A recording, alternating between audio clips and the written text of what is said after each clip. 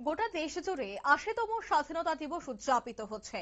ঠিক তেমনি বিভিন্ন জায়গাতে শ্রদ্ধা স্মরণে এবং মর্যাদাপূর্ণ এদিনের এই অনুষ্ঠানটিকে কেন্দ্র করে বিভিন্ন জায়গায় পতাকা উত্তোলনও করা হচ্ছে যথাযোগ্য মর্যাদায়। ঠিক তেমনি ত্রিপুরা ভবনেও দেশাত্মবোধের আবেগে পালিত হয়েছে স্বাধীনতা দিবস। কলকাতার প্রিটোরিয়া স্ট্রিট স্থিত ত্রিপুরা ভবনে শনিবার যথাযোগ্য মর্যাদা, উৎসাহ এবং গভীর দেশাত্মবোধের আবেগেই পালিত হয়েছে ভারতের ৮০তম স্বাধীনতা দিবস।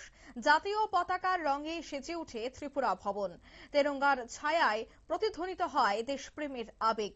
এদিন ত্রিপুরা ভবন প্রাঙ্গণে জাতীয় পতাকা উত্তোলন করেন joint residence commissioner Rameshwar Chakraborty. পতাকা উত্তোলনের পর জাতীয় পতাকার প্রতি শ্রদ্ধা নিবেদন করা হয়, গাওয়া হয় জাতীয় সঙ্গীত। জাতীয় সঙ্গীতের সুরের মুহূর্তেই গোটা পরিবেশে ভরে ওঠে গভীর দেশাত্মবোধ ও আবেগে। অনুষ্ঠানে উপস্থিত ছিলেন টিআইডিসির চেয়ারম্যান নবাদল বণিক এবং বিশিষ্ট সাংবাদিক সুজিত দে।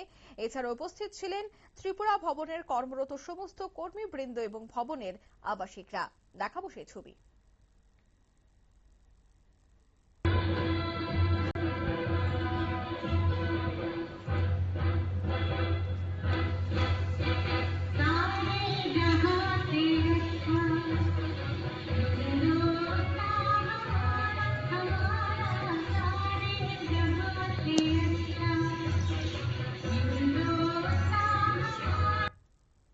আপনারা দেখলেন, অর্থাৎ যোগ কিন্তু হয়েছিল ছোট্ট শিল্পীর অনবদ্য পরিবেশনা।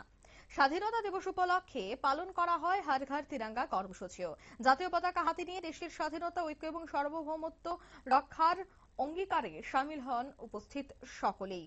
তবে এদিনের এই স্বাধীনতা দিবসকে কেন্দ্র করে কি বলছেন ত্রিপুরা ভবনের joint residence commissioner Rameshwar Chakraborty, শোনাবো। সব থেকে ক্ষুদে শিল্পী উনি। সারে জাহাঁ একটা গানটির সঙ্গে ওর ইচ্ছা অনুযায়ী আমরা ওকে একটু নৃত্য পরিবেশনের জন্য। মূলত এদিনের এই অনুষ্ঠানকে কেন্দ্র করে সকাল থেকে উৎসব মুখর পরিবেশ ছিল। তেরঙ্গার ৩ রং যেন বারবার মনে করিয়ে দেয় স্বাধীনতার জন্য আত্মবলিদান দেওয়া অগণিত বীর শহীদদের কথা। ৮০ বছর আগে যে স্বাধীনতার সূর্য উদিত হয়েছিল, তার আলো আজও কোটি কোটি ভারতবাসীর হৃদয়ে জ্বালিত রেখেছে দেশপ্রেমের প্রদীপ। স্বাধীনতা শুধু একটি অর্জন নয়, এটি শহীদের রক্তে লেখা এক অমূল্য উত্তরাধিকারী। সেই উত্তরাধিকারীর প্রতি শ্রদ্ধা জানিয়ে ত্রিপুরা ভবনে স্বাধীনতা দিবসের আয়োজন হয়ে উঠল ঐক্য, দেশপ্রেম, শ্রদ্ধা ও জাতীয় গর্বের এক আবেগঘন মুহূর্ত।